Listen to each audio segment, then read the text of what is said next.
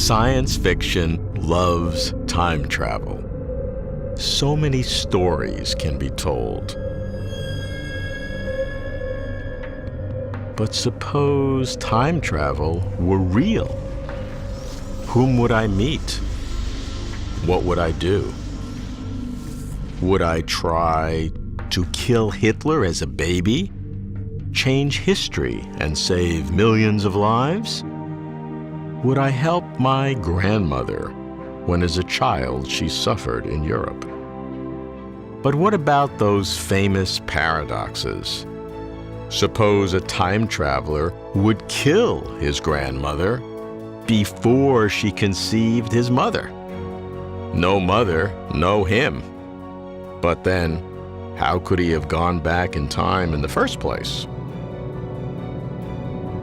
Some scientists take time travel seriously, not to make machines, but to explore the nature and limits of reality. Is time travel possible? I'm Robert Lawrence Kuhn, and Closer to Truth is my journey to find out.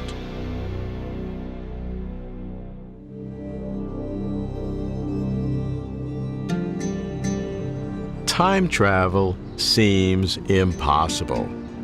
So I begin in New York with the author of Physics of the Impossible, a professor at the City University of New York, Michio Kaku. He likes pushing boundaries. Let's start with Isaac Newton. Isaac Newton believed that time was like an arrow. Once you fired it, it went in a straight direction. 1 second on the Earth was 1 second on Mars, was 1 second on Jupiter. It never reversed directions. Along comes Einstein, who says, not so fast, not so fast. Time is like a river, old man river, that meanders around stars, speeds up and slows down. The new wrinkle in all this, which is causing all the excitement and the dismay of philosophers, is that this river of time can fork into two rivers. Or perhaps the river of time can have whirlpools and time can go in on itself.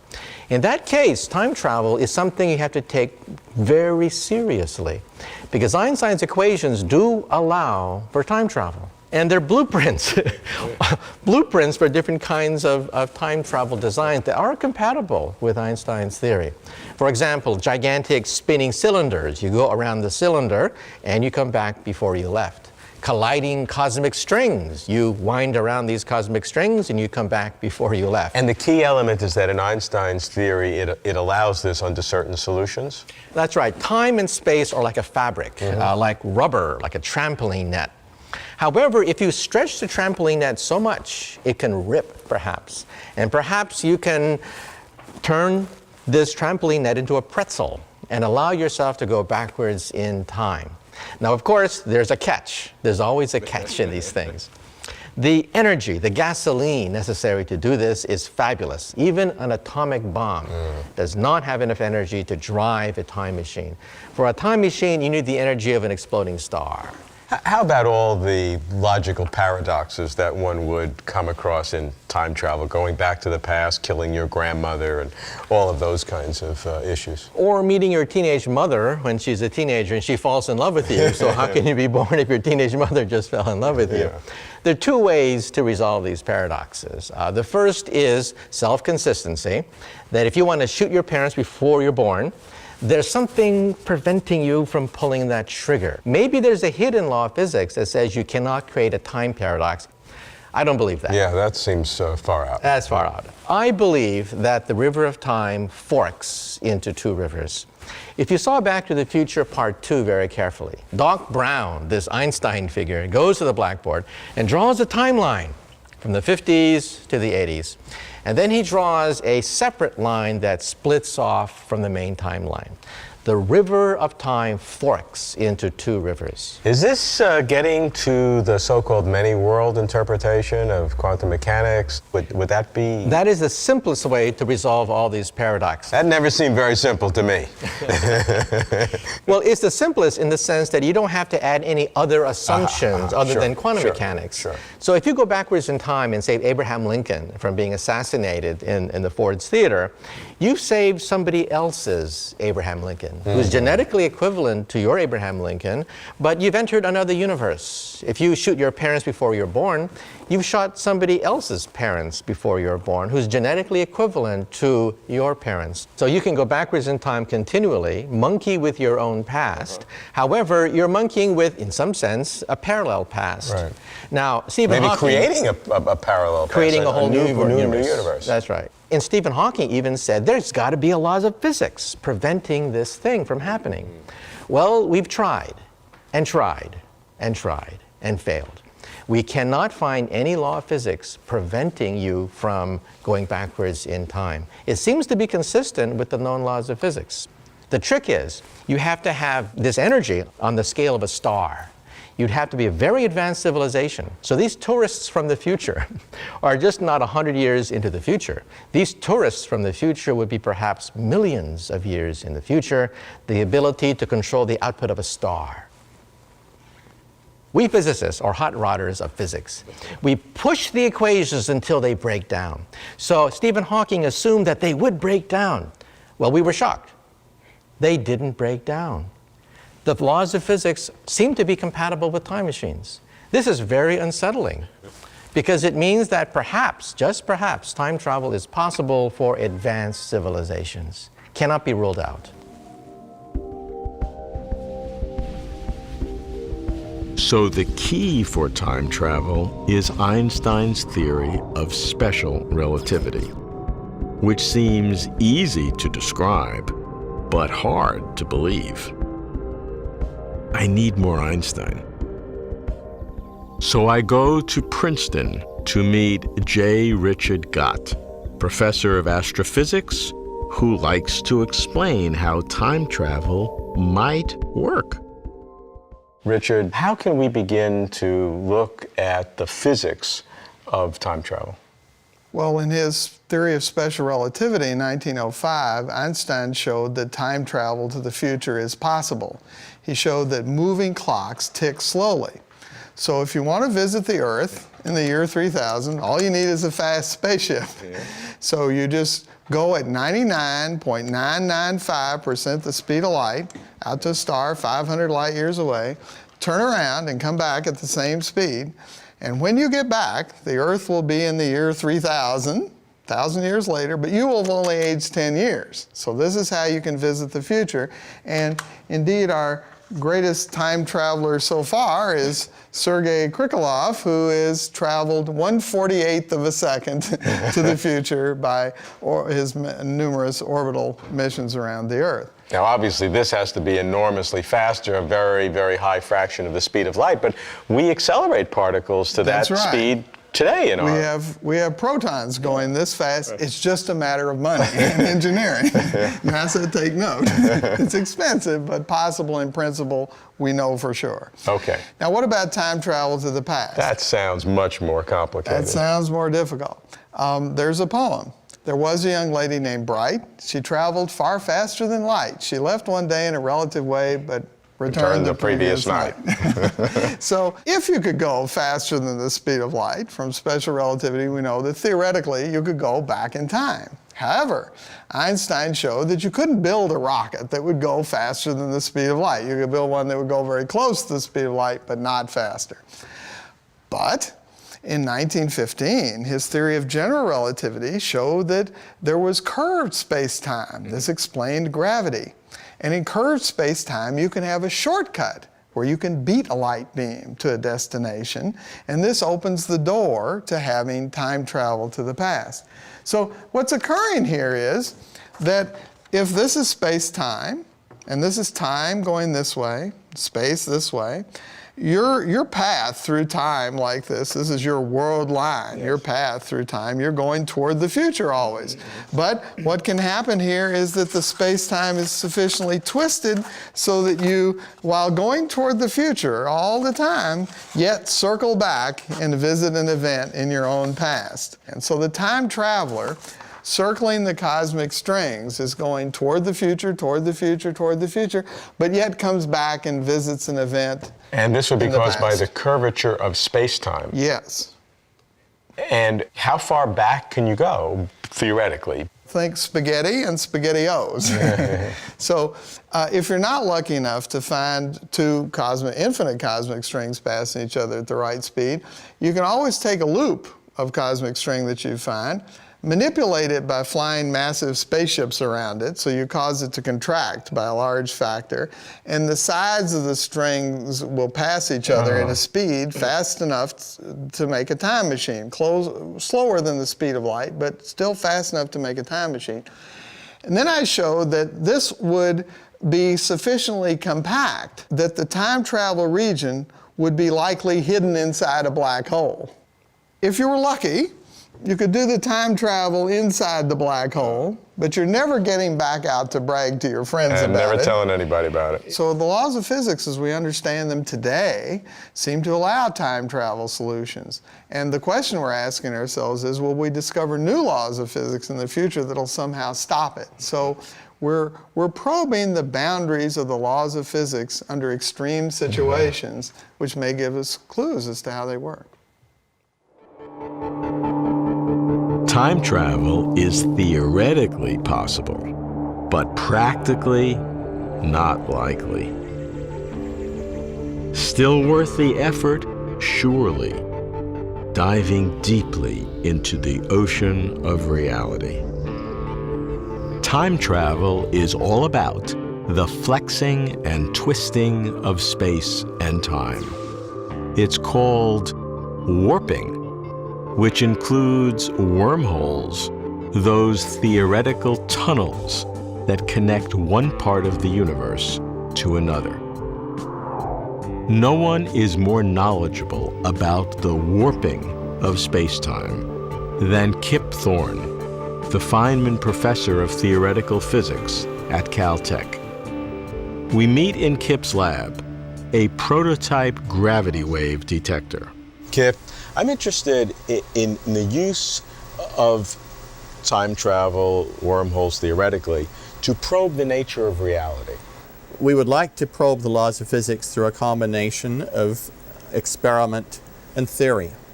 But there are areas where the experiment is so challenging we can't do it with the human technology in this century. And wormholes and some aspects of the nature of space are in that domain, predictions about them. And so thought experiments, Einstein taught us, are a powerful tool for probing the nature of physics. You just ask, could, in principle, our infinitely advanced civilization, could such a civilization build a wormhole to travel from here to another galaxy?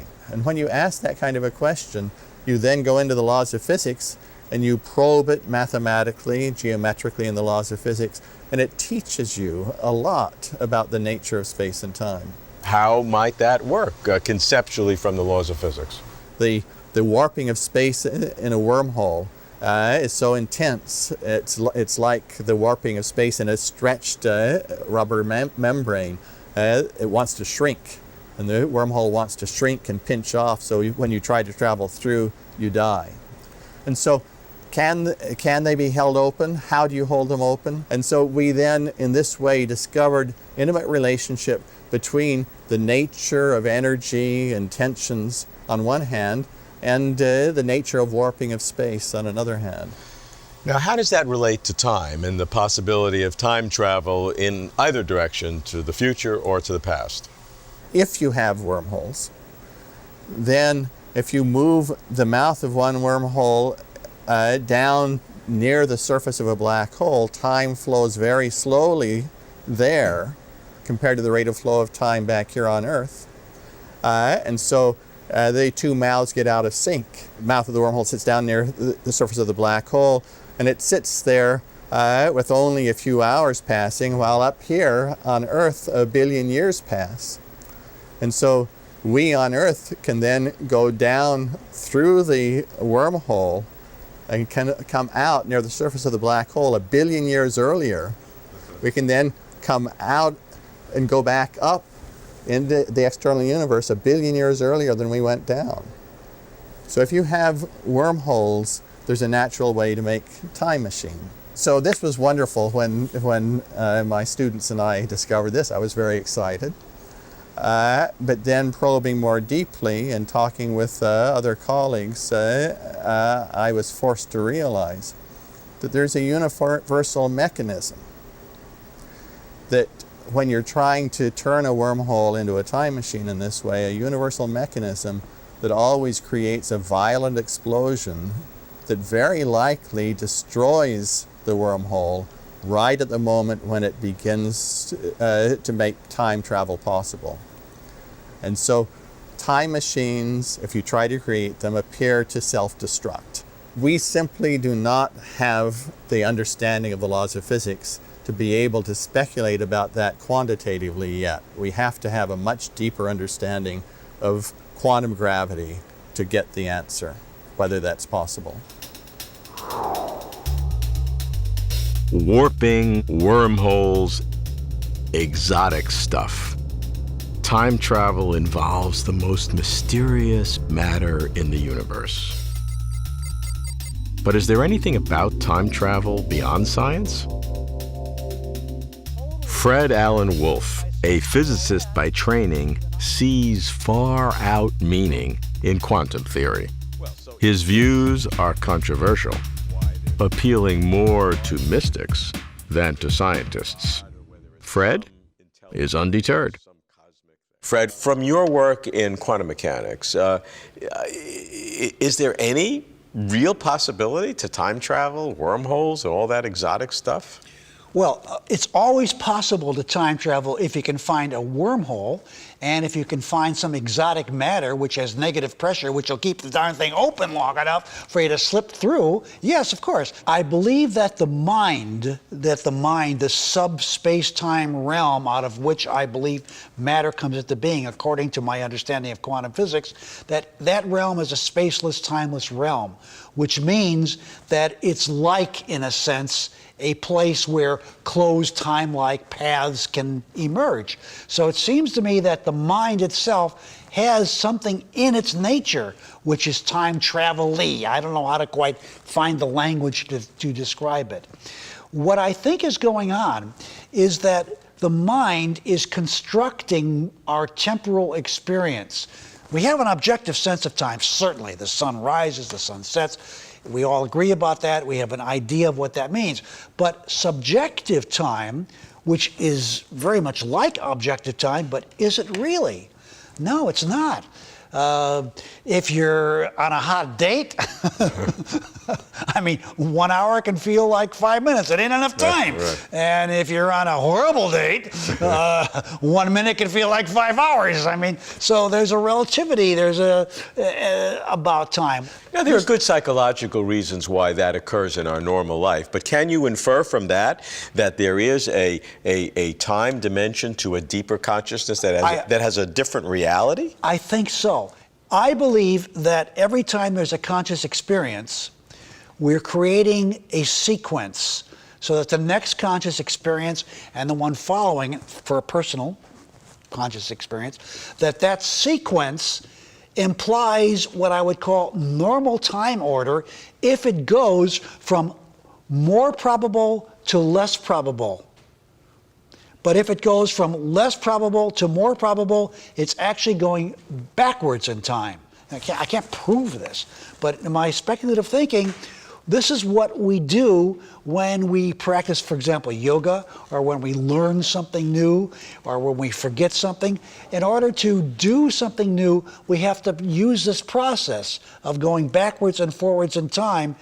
Not objective time. I'm not talking about changing the world time. I'm talking about the internal clock, your subjective time sense, that's where this is. But that's an internal psychological process. I'm talking about, is there a deeper reality as you see consciousness being more fundamental, that can access objective time in different ways? Well, objective time is a time that we agree as objective time. Relativity theory tells us that it's not absolute, for one thing. Which objective time am I trying to get to, so to speak? There is no such thing. I think the thing to do is to look at the fundamental way in which we construct time, that sequences can be ordered. Why should we try to worry about changing objective time? Because objective time for us is only our point of view. I agree that, according to Einstein, objective time does not exist. But does that mean that human subjective time is a meaningful description of the reality of time? Wouldn't that suppose a central role for consciousness in the cosmos? I need to get back to hardcore physics. Seth Lloyd believes that the universe fundamentally is a computer, and that reality fundamentally is information.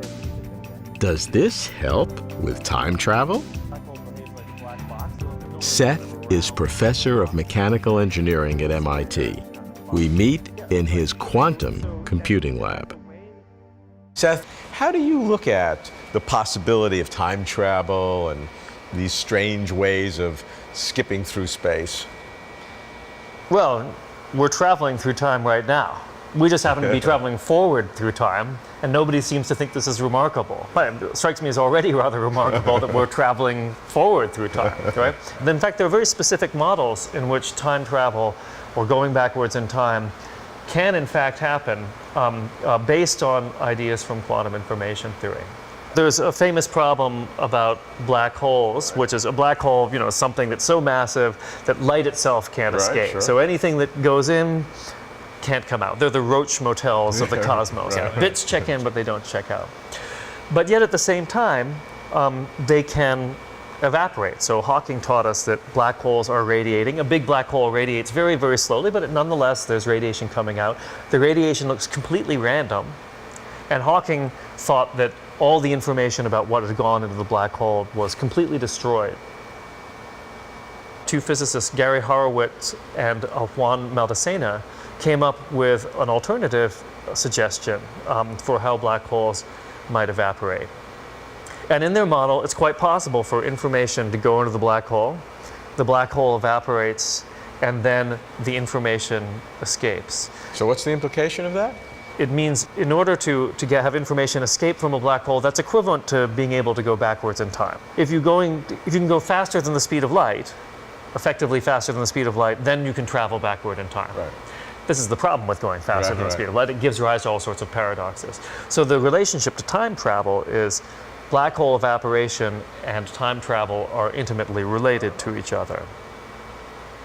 So that's one thing. That's the first part.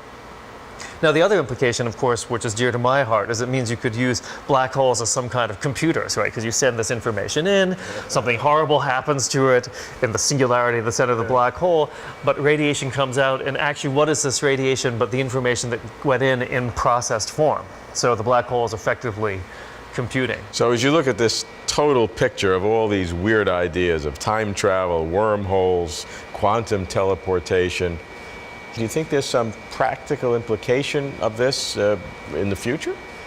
Well, when I was a graduate student at Cambridge, my grandmother, who was 90 years old, came over to visit, and she said, "So, Seth, what are you working on? Could it have any implications?" And I said, "Well, maybe the only implication would be building a time machine." And she said, "Better hurry up."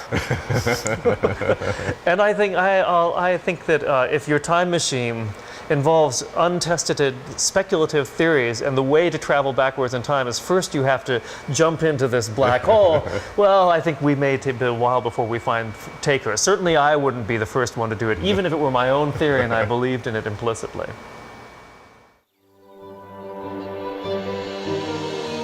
Time and its passage feel to be absolute and unchanging, the most basic part of our world, the stage on which the play of existence is presented. The feeling is deceiving, and time travel explains why. As Einstein showed, time is unified with space, and time is relative. There is no absolute standard of time, and all points in time somehow coexist. Although time can seem to run in either direction, forward or backward, other factors must prevent kill your grandmother paradoxes. Not even God could make something that did exist never exist. In considering existence, it's time to get closer to truth.